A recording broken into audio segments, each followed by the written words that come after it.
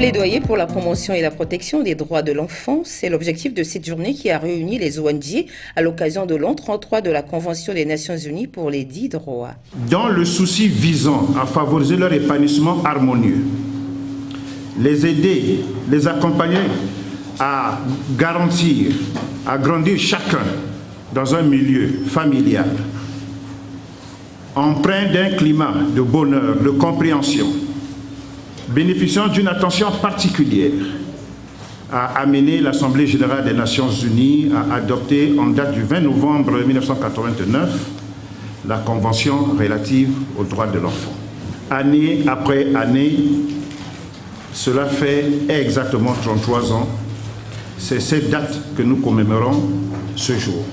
En organisant la présente rencontre avec d'un côté une centaine d'enfants et de l'autre, les leaders et acteurs de la société civile triés au volet.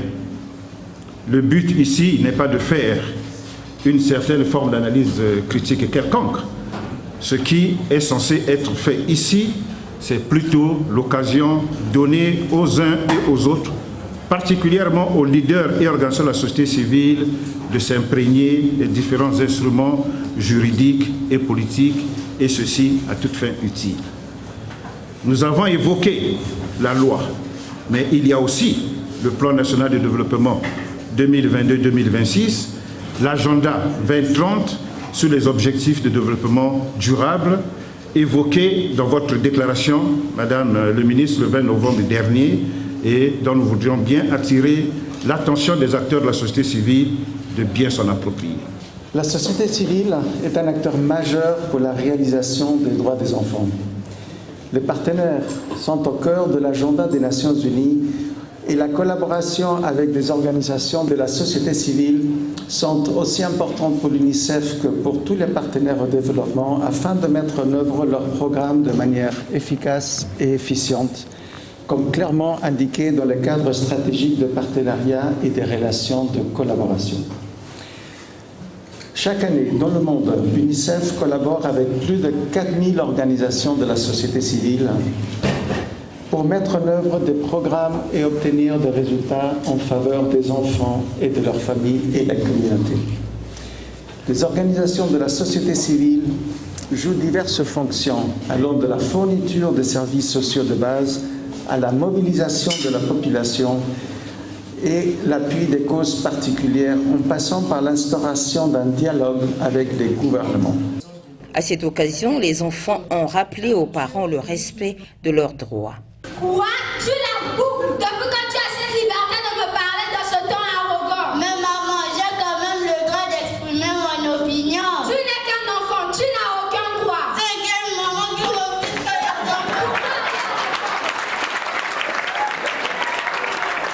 Maman, j'ai vraiment faim. Mais il y a la nourriture dans la marmite, n'est-ce pas? Maman, cette nourriture est non seulement insuffisante, mais aussi faisandée. Même toi, l'enfant illégitime que mon mari a ramassé, je le sais. De quel droit peux-tu m'adresser la parole à l'enfant?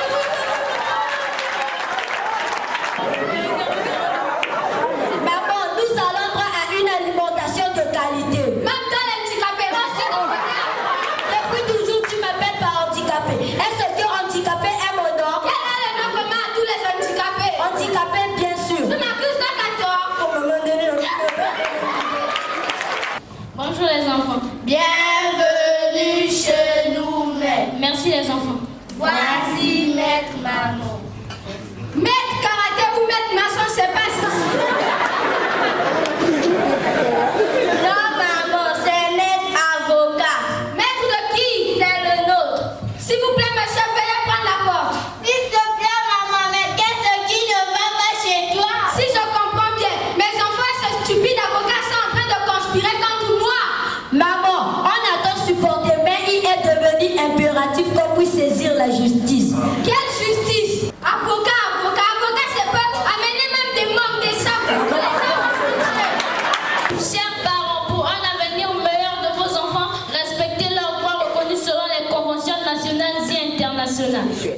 sa part, Irène Marie-Cécile Mboko-Kimbassa, ministre des Affaires sociales, de la solidarité et de l'action humanitaire, a invité à plus d'abnégation pour promouvoir les droits des enfants. Dans la conjugaison des efforts, nous avancerons inéluctablement vers l'atteinte des objectifs contenus dans la Convention relative aux droits de l'enfant, auquel son Excellence Denis Sassou Nguesso, président de la République, chef de l'État, attache du prix. Les questions liées à la promotion des droits de l'enfant, tout particulièrement dans ses composantes santé et éducation, étant au cœur de l'axe stratégique numéro 4 de son projet de société, je cite, « Ensemble, poursuivons la marche ». Avant de clore mon propos, j'interpelle encore nos enfants, ici présents, qui sont suffisamment mûrs en dépit de leur âge. Jeunesse, vous connaissez vos droits, vous devez parler aux parents, comme vous l'avez démontré tout à l'heure. Parlez aux parents, confiez-vous quand il y a des abus. Trouvez quelqu'un dans la famille à qui vous pouvez vous confier. Ce n'est pas toujours évident de parler à papa, de parler à maman, mais on peut trouver une tante, on peut trouver une sœur à qui on peut se confier. Quand vous n'êtes pas en position de respect de vos droits, essayez de parler.